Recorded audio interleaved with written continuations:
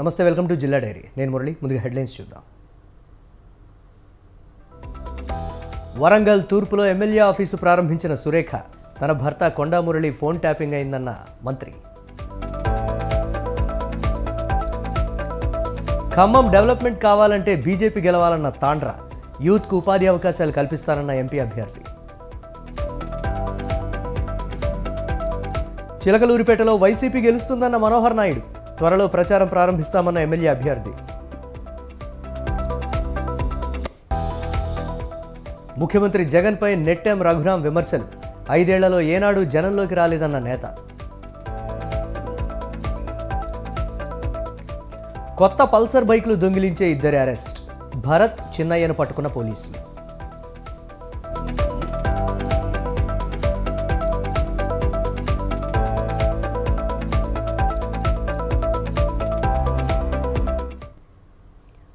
BRS ప్రభుత్వం చేసిన phone ట్యాపింగ్లో తన భర్త కొండా మురళి ఫోన్ కూడా ఉందని మంత్రి కొండా సురేఖ అన్నారు. కాంగ్రెస్ పార్టీ కార్యకర్తల్లో సమన్వయ లోపాన్ని సరిదిద్దేందుకు చర్యలు చేపట్టామన్నారు. వరంగల్ తూర్పు నియోజకవర్గ ఎమ్మెల్యే కార్యాలయాన్ని మంత్రి కొండా సురేఖ ప్రారంభించారు. ఇక నుండి ప్రతిరోజు ఉదయం 9 గంటల నుండి 11 గంటల వరకు క్యాంప్ ఆఫీసులో అందుబాటులో ఉంటామని చెప్పారు. వరంగల్లోని స్వయంభూ శంభులింగేశ్వర స్వామి ఆలయం, పురాతన దేవాలయాలను అభివృద్ధి చేస్తామని మంత్రి కొండా సురేఖ చెప్పారు.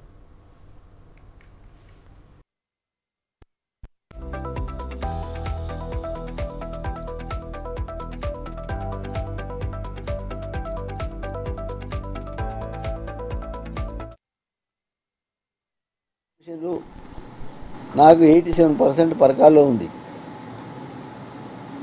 ఇక్కడ కొంచెం తక్కువ ఉంది. ఒక 10 రోజులల్లా మేము తిరిగినాం. పబ్లిక్ అర్థమైంది, వీళ్ళైతేనే మళ్ళీ మనకు తిరిగి సేవ చేస్తారు, మరి వీళ్ళైతేనే మనకు పేదోళ్లకు బీదోళ్లకు న్యాయం జరుగుతుంది, భూమి కబ్జాలు కావు, మరి పైసలు తెచ్చి పోలీసు వాళ్ళు తీసుకురారు, స్వచ్ఛందంగా ఎవరికైతే పేదోళ్ళకు న్యాయం చేస్తాం అటువంటి పోలీసునే తీసుకొచ్చినాం, వాళ్ళనే పెట్టినాం. ఇలా వాళ్ళు కనీసం నా దగ్గరికి కూడా వరంగల్లో భూమి సమస్య ఉన్నది అని వస్తలేరు అంటే మరి ఇక్కడున్న పోలీసే కారణం. వాళ్ళు అంత కట్టుదిట్టం చేస్తున్నారు. ఈరోజు భవిష్యత్తులో కూడా ఎంపీ ఎలక్షన్లు వస్తున్నాయి. ఎంపీ ఎలక్షన్లో కూడా ఇక్కడ భారీ మెజార్టీ తీసుకొచ్చే కార్యక్రమం కూడా మరి చేయడం జరిగింది. మీరు చూసిండ్రు, నాకు 87% పరకాల్లో ఉంది. ఫోన్ ట్యాపింగ్ అనేది చాలా దారుణమైన విషయం. ఆ రోజు ఎవరికి కూడా స్వేచ్ఛ లేకుండా ఫోన్ ట్యాపింగ్ పెడితే ఆ ఫోన్ ట్యాపింగ్ కూడా ఎట్లా మిస్యూజ్ చేశారు. మరి వ్యాపారవేత్తలు అయితేనేమి, రియల్ ఎస్టేట్ వాళ్ళని అయితేనేమి, హీరోయిన్లను అయితేనేమి, ఈ విధంగా ఎంతోమందిని ఇబ్బందులకు గురి చేయడమే కాకుండా కోట్ల రూపాయల వసూళ్లు చేసి ఈరోజు ఆ యొక్క మరి ఆధారాలు కూడా లేకుండా ధ్వంసం చేసినటువంటి పరిస్థితి మనం చూస్తూ ఉన్నాము. అదంతా కూడా అందులో మా ఫోన్ కూడా ట్యాపింగ్లో పెట్టడం జరిగింది, మురళి గారిది. మరి అటువంటి వాళ్లకు ఎంక్వైరీ జరిపించి ఈరోజు కాంగ్రెస్ పార్టీ ప్రభుత్వం రేవంత్ రెడ్డి గారి నాయకత్వంలో వాళ్ళందరినీ కూడా బయటికి తీసుకొచ్చి వాళ్లకు తగిన మరి శిక్ష పడే విధంగా వారు ఎంక్వైరీ చేయడం జరిగింది. అది నడుస్తూ ఉంది. అదేవిధంగా కాళేశ్వరం మేడిగడ్డ విషయంలో కూడా ఈరోజు బీజేపీ మాట్లాడకుండా ఉంది. ఎందుకు మాట్లాడకుండా ఉంది కాళేశ్వరం మీద ఎంక్వైరీ మీద అనంటే, ఈరోజు కాళేశ్వరం నుంచి మెగా వాళ్ళు ₹1,000 1000 కోట్ల రూపాయలు ఈరోజు బీజేపీ. ఖమ్మం జిల్లా అభివృద్ధి జరగాలంటే బీజేపీ గెలవాలని ఆ పార్టీ పార్లమెంటరీ స్థానం అభ్యర్థి తాండ్ర వినోద్రావు అన్నారు. ప్రధాని మోదీ నేతృత్వంలో ఒక సైనికుడిగా పనిచేయాలని తనలా ఎంతోమంది భావిస్తున్నారన్నారు. కొందరు అనుభవజ్ఞులతో చర్చించి ఖమ్మం జిల్లా సమస్యలపై ఒక నమూనా తయారు చేయించినట్లు వినోద్రావు చెప్పారు. జిల్లా యువతకు ఉపాధి అవకాశాలు కల్పిస్తామని, సేంద్రియ వ్యవసాయం కోసం కృషి చేస్తామని తెలిపారు. అయోధ్య నుండి భద్రాచలం వరకు కారిడార్ ఏర్పాటు చేస్తామని వినోద్రావు అన్నారు. ఇక్కడ గ్రీన్ఫీల్డ్ నేషనల్ హైవే అభివృద్ధి ఖమ్మం జిల్లాలో 12,000 కోట్ల రూపాయలు ఖర్చు చేసి ఘనత బీజేపీ ప్రభుత్వంది. ఈ హైవేలు ఖమ్మం చుట్టూ భారత మాతకు మణిహారం అన్నట్లు ఉన్నాయి. మంచిగా డెవలప్ చేసినందుకు కేంద్ర ప్రభుత్వం దీంట్లో మేజర్ భాగస్వామి. 100 కోట్ల రూపాయలు వెచ్చించి రైల్వే స్టేషన్స్ అభివృద్ధి చేసిన ఘనత బీజేపీ ప్రభుత్వం అనేది. అమృత్ పథకం కింద పట్టణాలకు కార్పొరేషన్ బ్యూటీపై చేశాయి. పార్కులు, సెంట్రల్ లైటింగ్, డివైడర్లు మేము నిర్మిస్తే ఇక్కడ ప్రభుత్వాలు తమ ఘనతలాగా చెప్పుకుంటాయి. మేము ఖమ్మంలో చేయాలనుకుంటున్నది యువతకు ఉద్యోగం, ఉపాధి అవకాశాలు కల్పనకు పెద్ద పీట వేస్తాం. పల్నాడు జిల్లా చిలకలూరిపేటలో వైసీపీ గెలుస్తుందని అభ్యర్థి మనోహర్ నాయుడు ధీమా వ్యక్తం చేశారు. సిద్ధం సభకు 12 లక్షల మంది హాజరయ్యారని అన్నారు. చిలకలూరిపేటలో 3 పార్టీలు కలిసి నిర్వహించిన సభ అట్టర్ ఫ్లాప్ అయిందని ఆయన విమర్శించారు. ఈ నెల 30న చిలకలూరిపేటలో కార్యకర్తల సమావేశం నిర్వహించి మరుసటి రోజు నుండి ప్రచారం ప్రారంభిస్తామని తెలిపారు. వైఎస్ జగన్ ప్రతి ఇంటికి సంక్షేమ పథకాలు అందేలా చేశారని ఎమ్మెల్సీ మర్రి రాజశేఖర్ చెప్పారు. జగన్మోహన్ రెడ్డి గారిని ముఖ్యమంత్రి పదవిలో నుంచి దింపాలి అని చెప్పేసి ఎన్నో రాజకీయ పార్టీలు, అంటే తెలుగుదేశం పార్టీ కావచ్చు, ఇటుపక్క భారతీయ జనతా పార్టీ కావచ్చు, ఇటుపక్క జనసేన పార్టీ కావచ్చు, అన్ని రాజకీయ పార్టీలు కూడా కలిసి ఒక్క జగన్మోహన్ రెడ్డి గారి మీద మరి దండెత్తి ఈ రోజు జగన్మోహన్ రెడ్డి గారి మీద అసత్యమైనటువంటి ఆరోపణలు చేస్తూ వాళ్ళు ఎన్నికల ప్రచారం నిర్వహించడం జరుగుతూ ఉంది. మరి దానికి తోడు 3 పార్టీలు కూడా కలిసి ఒక మహాకూటమిలాగా ఏర్పడిన తర్వాత చిలకలూరుపేట నియోజకవర్గంలో ఈ మహాకూటమి బహిరంగ సభ కార్యక్రమం నిర్వహిస్తే కనీసం ఆ బహిరంగ సభ 3 పార్టీలు కలిసి నిర్వహించినా కూడా సక్సెస్ కాలేదు. జనం వాళ్ళు ఊహించినటువంటి తరహాలో, వాళ్ళు ఏర్పాటు చేసినటువంటి తరహాలో కూడా జనం రాలేకపోవటం జగన్మోహన్ రెడ్డి గారి ముఖ్యమంత్రి కావడానికి ఇదే పెద్ద నిదర్శనం అని చెప్పేసి కూడా నేను చెప్తా ఉన్నా. ఏపీ సీఎం జగన్పై ఎన్టీఆర్ జిల్లా టీడీపీ సీనియర్ నేత నెట్టెం రఘురాం విమర్శలు సంధించారు. 5 ఏళ్ల పాలనలో జగన్ ఏనాడు ప్రజల మధ్యకు రాలేదని వ్యాఖ్యానించారు. మేకవన్నె పులి మాదిరిగా ఆయన బస్సు యాత్ర అంటూ వస్తున్నారని ఆరోపించారు. జగన్ ఇచ్చిన హామీల్లో 85% పూర్తి చేయలేదని రఘురాం దుయ్యబట్టారు. ఈ విషయం రాష్ట్ర ప్రజలు గమనిస్తున్నారన్నారు. జగన్ మాటలు విని మోసపోయిన జనం ఇప్పుడు ఓటుతో గుణపాఠం చెబుతారని నెట్టెమన్నారు. మనిషి ఒక గోముఖ వ్యాఘ్రం లాగా, గోవు ముఖాన్ని అడ్డం పెట్టుకొని వ్యాఘ్రం సంచరించినటువంటి విధానం, అంటే నేను పేదలకు ఏదో చేశాను, సంక్షేమాన్ని కల్పించాను అనేటటువంటి పేరు ఆ ముసుగులో ఒక వ్యాఘ్రం పులి బయలుదేరుతున్నట్టుగా ఉంది. ప్రజలు గమనించకపోరు. మేకతోలు కప్పుకున్నటువంటి పులిలాగా, మేక వన్య పులిలాగా ఈరోజు అన్నీ కూడా ఆ తోలుకి కూడా కంతలు ఉన్నాయి. ఆ కంతల్లో లోపల ఏ పులి వస్తూ ఉంది, మన్ని ఏ రకంగా మళ్ళీ కబలించబోతా ఉంది అనేది ప్రజలు తెలుసుకోలేనంత అమాయకులు కాదు. ఎందుకంటే తాను ఏదైతే వాగ్దానాలు చేశాడో అవి నెరవేర్చలేనటువంటి కంతలన్నీ కూడా ఆ తోలులోంచి కనపడతా ఉన్నాయి. పశ్చిమ గోదావరి జిల్లా నర్సాపురం బీజేపీ లోక్సభ అభ్యర్థి భూపతిరాజు శ్రీనివాస్ వర్మకు అవమానం జరిగింది. బీజేపీ అభ్యర్థిగా ఎంపికైన శ్రీనివాస్ వర్మ తొలిసారి నర్సాపురం పార్లమెంటరీ నియోజకవర్గంలో అడుగుపెట్టారు. అయితే శ్రీనివాస్ వర్మకు ఆహ్వానం పలికేందుకు ఉండి ఎమ్మెల్యే మంతెన రామరాజు, జనసేన ఇన్ఛార్జ్ జుత్తిక నాగరాజు రాలేదు. తెలుగుదేశం, జనసేన పార్టీ శ్రేణులకు ఆహ్వానం అందలేదనే విమర్శలు వస్తున్నాయి.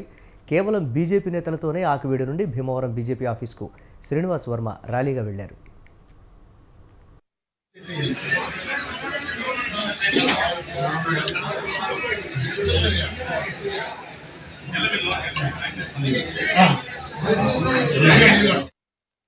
కేంద్ర నాయకత్వం నన్ను అభ్యర్థిగా ప్రకటించేటువంటి విషయంలో చాలా లోతుగా ఆలోచించి చాలా స్పష్టమైనటువంటి అవగాహనతో పార్టీ భవిష్యత్తు ప్రయోజనాలను దృష్టిలో పెట్టుకుని నన్ను అభ్యర్థిగా కేంద్ర నాయకత్వం ఎంపిక చేయడం జరిగింది. ఎన్నికల్లో సమన్వయం చేసుకోవడం కొత్త కాదు.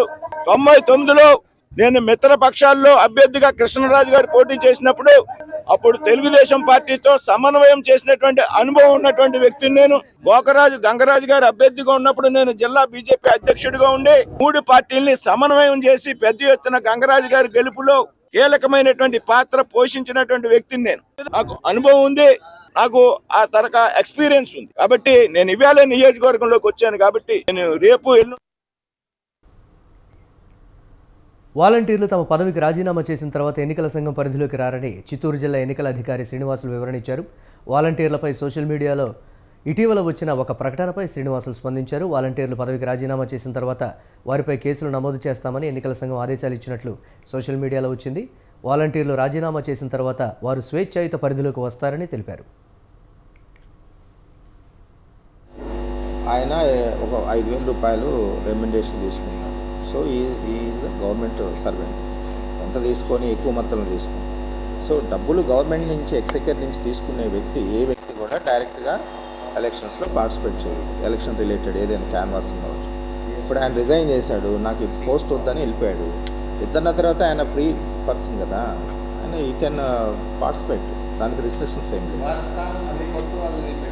ఇప్పుడు పెట్టలేము. అది పక్కనున్న వాలంటీర్ ఇన్ఛార్జ్ పెట్టుకొని అక్కడ ఎంపీడీఓను, municipal commission, government welfare. Arya Vaishya ద్రోహి వెల్లంపల్లి శ్రీను అనే కరపత్రాన్ని టీడీపీ రాష్ట్ర వాణిజ్య విభాగం అధ్యక్షుడు డూండి రాకేష్ విడుదల చేశారు. విజయవాడ వెస్టులో ఉండాల్సిన చెత్తను జగన్ తీసుకొచ్చి సెంటర్లో వేశారని ఆయన విమర్శించారు. విజయవాడ సెంట్రల్ నియోజకవర్గంలో ఆర్యవైశ్యులకు వెల్లంపల్లి చేసిన ద్రోహాన్ని కరపత్రం రూపంలో విడుదల చేసినట్లు రాకేష్ వెల్లడించారు. తాము విడుదల చేసిన 10 అంశాలపై వెల్లంపల్లి సమాధానం చెప్పాలని డిమాండ్ చేశారు. శ్రీనివాస్ను సెంట్రల్ నియోజకవర్గం ప్రజలు చిత్తుగా ఓడిస్తారని అన్నారు. నియోజకవర్గంలో పోటీ చేయబోతున్నాడు. ఇతను మంత్రిగా ఉన్నప్పుడే అత్యధికంగా హిందూ దేవాలయాల మీద దాడులు జరిగిన మాట వాస్తవం. దీన్ని కూడా నీకు చర్చకు సిద్ధం. ఇతను కేవలం ముడుపుల కోసం హిందూ దేవాలయాల్ని, ఆర్యవైశ్య ఆస్తుల్ని అమ్మిన ఘనత, వాటి కోసం జీవోలు ఇచ్చిన ఘనత ఈ వెల్లంపల్లి శ్రీనివాస్ది. ఒక్క మాటైనా నిజం మాట్లాడుతున్నావా? పొట్ట కోస్తే అబద్ధాలు. చాలా మంది నవ్వుకుంటున్నారు నిన్ను చూసి, ఆరిపోయే దీపానికి ఎలుగెక్కువ అని. నువ్వు సెంట్రల్ నియోజకవర్గానికి చేసి న్యాయం ఏది లేదు కాబట్టి, సెంట్రల్ నియోజకవర్గానికి కానీ, ఈస్ట్కి కానీ, వెస్ట్కి కానీ నువ్వు చేసిన ఒక్క మంచి పని లేదు కాబట్టి, నువ్వు అది చెప్పుకోవడానికి నీ దగ్గర ఒక్క అంశం కూడా లేదు కాబట్టి, ఈ రోజు నువ్వు ఇష్టం వచ్చినట్టు నోరు బారేసుకుంటున్నావు తప్ప అంతకు మించి వేరే ఏం లేదు. రా, నీకు దమ్ముంటే నువ్వు ఏం మంచి చేసావో చెప్పు. నువ్వు చేసిన చెడేంటో 10 అంశాలతో నేను పాంప్లెట్ రిలీజ్ చేసావు. ఈ 10 అంశాలు పాంప్లెట్ తీసుకొని మేము ప్రతి వార్డు వెళ్తాం, ప్రతి మనిషిని కలుస్తాం. మా ఆర్యవైశ్యులకు చెప్పుకునే వ్యక్తి మాకే న్యాయం చేయలేకపోయాడయా. విజయవాడ సెంట్రల్లో మీకే న్యాయం చేస్తాడు? ఒకసారి ఆలోచించండి. పూర్వీకుల నుండి ఉన్న తమ ఆస్తికి రాజకీయ రంగు పొలమడం సరికాదని శ్రీ సత్యసాయి జిల్లా కోనాపురం, కొండాపురం రైతు కుటుంబాలన్నాయి. హైవే కోసం 2007లోనే ఒకరి భాగం ఆస్తి పోయిందని, మిగిలిన తమ భూమిని చదును చేసుకుంటూ ఉంటే రాజకీయం చేస్తున్నారని జొన్నలగడ్డ బాబన్న, బూరెడ్డి నరసప్ప ఆరోపించారు. ఆ భూమితో మంత్రి ఉషాశ్రీకి సంబంధం లేదన్నారు. టీడీపీకి చెందిన దత్తారెడ్డి ఆ భూమి తనదని, పనులు చేయవద్దంటూ హంగామా చేస్తున్నారన్నారు. భూమి తనదని దత్తారెడ్డి ఆధారాలు చూపించాలని బాబన్న, నరసప్ప సవాల్ చేశారు. యాజ్ పర్ ఆర్హెచ్ ప్రకారం సంక్రమించిన భూమిని మేము ఈరోజు సదును చేసుకుంటున్నాము.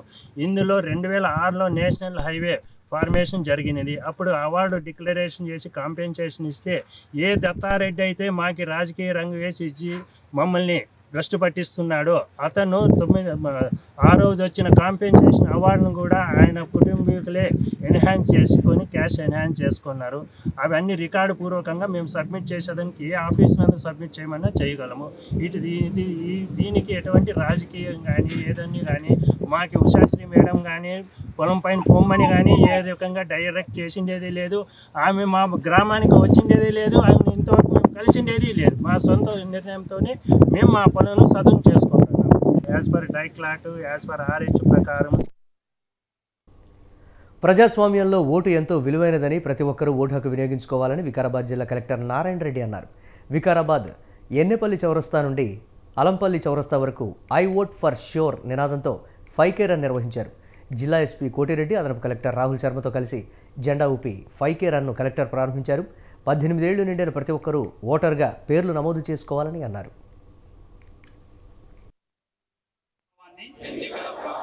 నిలబెడతానని మతం జాతి ప్రాంతం కులం వర్గం భాష లేదా ఎటువంటి ఒత్తిడులకు ప్రభావితం కాకుండా ప్రతి ఎన్నికల్లో నిర్భయంగా ఓటు వేస్తానని ఇందు మూలంగా ప్రతిజ్ఞ చేస్తున్నాను. నేను మనం చాలాసార్లు అంటున్నాం, మా హాస్టల్లో ఫుడ్ బాగాలేదు, మా హాస్టల్లో ఇది బాగాలేదు, మా రోడ్డు బాగాలేదు, ట్రాఫిక్ జామ్ అవుతుంది. అంటే మేజర్ డెసిషన్స్ అన్ని కూడా అంటే ఏ వర్క్ అని కూడా చట్ట ప్రకారంగా నడుస్తుంది. అసలే బడ్జెటరీ ప్రొవిజన్ ప్రకారంగా నడుస్తుంది. చట్టాన్ని చేసేదెవరు, బడ్జెట్ను ఇచ్చేదెవరు అంటే రాష్ట్రంలో అయితే అసెంబ్లీ, దేశంలో అయితే పార్లమెంట్. అట్లాంటి అంటే నిర్ణయాధికారాన్ని, అలా నిర్ణయాలు చేసే అధికారం ఉండే వాళ్ళని మనం ఎన్నుకోబోతున్నాం. సో అట్లాంటప్పుడు సిద్దిపేట జిల్లా కాంగ్రెస్ ఆఫీసులో మంత్రి ముందే జిల్లా మహిళా కాంగ్రెస్ అధ్యక్షురాలు ముద్దం లక్ష్మికి అవమానం జరిగింది. కనీసం మర్యాదగా తనకు కుర్చీ ఇవ్వకుండా అవమానిస్తున్నారని లక్ష్మి ఆవేదన వ్యక్తం చేశారు. పలుమార్లు ఇలా అవమానిస్తూ ఉంటే భరించలేకపోతున్నానని లక్ష్మి విచారం వ్యక్తం చేశారు. బీఆర్ఎస్ ప్రభుత్వ హయాంలో తాను పోలీసుల నుంచి ఎన్నో బెదిరింపులు ఎదుర్కొన్నానని ముద్దం లక్ష్మి వాపోయారు. కాంగ్రెస్ ప్రభుత్వ హయాంలో కూడా తనను అవమానించడం బాధగా ఉందన్నారు ముద్దం లక్ష్మి.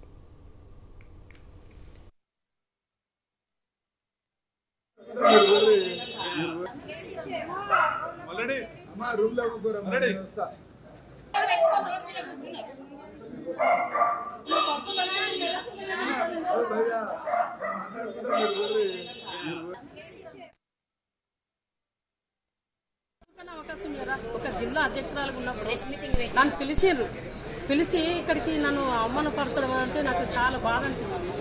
ఇది ఫస్ట్. మరి ఇదే 10 ఏళ్ళ కాలంలో మన బీఆర్ఎస్ గవర్నమెంట్లో పోలీసు వాళ్ళు బూటు కాలతో అంతేస్తుందా నేను రోడ్డు మీద నిలబడ్డా తెలుసా.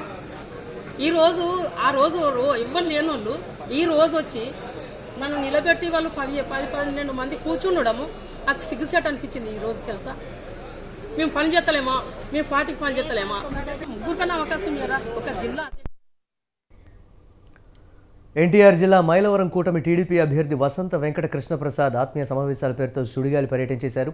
ఈ నేపథ్యంలోనే ఆయనకు 3 పార్టీల నాయకులు కార్యకర్తలు ఘనస్వాగతం పలికారు.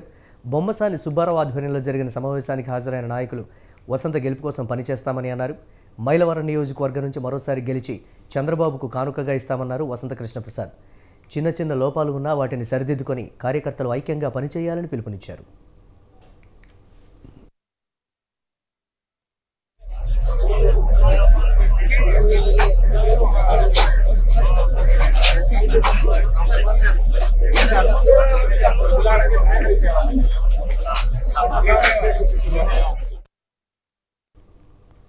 రాచకొండ, హైదరాబాద్, సైబరాబాద్ పోలీస్ కమిషనరేట్ల పరిధిలో కొత్త పల్సర్ బైకులు చోరీ చేస్తున్న 2 అంతర్రాష్ట్ర దొంగలను పోలీసులు పట్టుకున్నారు. పార్కింగ్ చేసి ఉన్న బైక్లను ఏపీలోని ప్రొద్దుటూరుకు చెందిన మల్లె భరత్ కుమార్ దొంగిలిస్తున్నాడు. వాటిని కొంటున్న వలిమోని చిన్నయ్యను ఇద్దరిని ఎల్బీనగర్ పోలీసులు అరెస్టు చేశారని ఎల్బీనగర్ ఏసీపీ కృష్ణయ్య తెలిపారు. నిందితుల నుండి 18 లక్షల విలువైన 18 కొత్త పల్సర్ బైకులు, 3 మొబైల్ ఫోన్లు స్వాధీనం చేసుకున్నారు.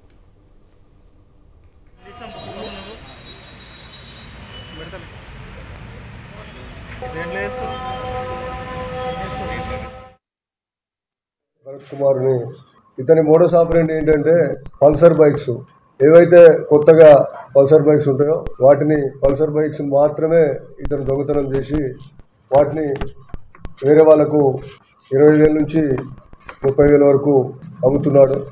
ఇతను కొన్ని క్యాష్ ఆన్లైన్ ద్వారా కొంత నగదు రూపంలో తీసుకుంటూ ఇతను కూడా ఒక చిన్నయ్య అలియాస్ కిట్టు అనే అతన్ని కూడా ఇతనికి ఫేస్బుక్ ద్వారా పరిచయం అవుతాడు. ఇతను బీడిఎల్ బానూరులో ఉంటాడు. అతని ద్వారా కొన్ని బైక్స్ ఇతను అమ్మడం జరిగింది.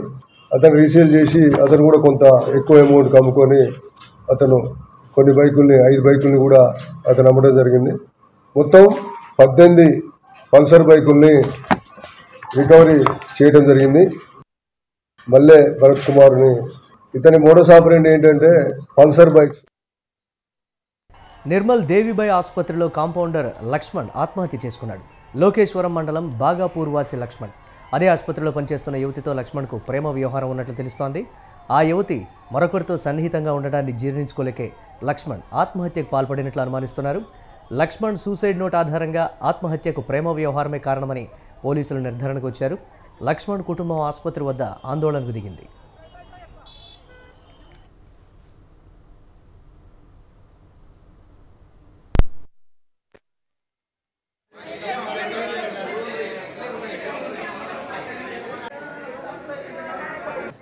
మా దగ్గర పనిచేసే లక్ష్మణ్ అనే వ్యక్తి నిష్ప్రయంగా పడి ఉన్నారని మనకు మెసేజ్ వస్తే మేము రావడం జరిగింది. వచ్చిన తర్వాత ఆయన మొత్తం చనిపోయి ఉన్నాడు. ఆయన వద్ద సూసైడ్ నోట్ అన్నట్టుగా ఉంది. మేము చూస్తే పరిస్థితులను చూస్తే ప్రేమ విషయంలో కొద్దిగా పర్సనల్ దీంట్లో గురయ్యి ఆయన సూసైడ్ చేసినట్టుగా మేము గ్రహించాము. ఇందులో మన మేనేజ్మెంట్ హాస్పిటల్ మేనేజ్మెంట్కి సంబంధం 3 లారీలను టాస్క్ ఫోర్స్ అధికారులు పట్టుకున్నారు. ఆంధ్రప్రదేశ్ నుండి తెలంగాణ రాష్ట్రంలోని పట్టణాలకు అక్రమంగా ఇసుక రవాణా జరుగుతున్న సమాచారంతో అధికారులు దాడులు నిర్వహించారు. అక్రమంగా ఇసుక రవాణా చేస్తున్న 3 లారీలను టాస్క్ ఫోర్స్ అధికారులు పట్టుకొని సత్తుపల్లి పోలీసులకు అప్పగించారు. లారీలను సత్తుపల్లి పోలీస్ స్టేషన్కు తరలించి కేసు నమోదు చేసి దర్యాప్తు చేపట్టారు. శ్రీకాకుళం జిల్లా వజ్రపు కొత్తూరు మండలంలో బాంబు దాడి కలకలం రేపుతోంది. పెట్రోల్ బంకుపై బాంబులతో దాడి చేశారు. దాడిలో పెట్రోల్ బంక్ పంపులు ధ్వంసమయ్యాయి. ఘటనపై బంక్ యాజమాన్యం పోలీసులకు కంప్లైంట్ చేసింది. కేసు నమోదు చేసుకున్న పోలీసులు దర్యాప్తు చేపట్టారు. దాడిలో 2 పాల్గొన్నట్లు సీసీ ఫుటేజ్ ఆధారంగా గుర్తించారు.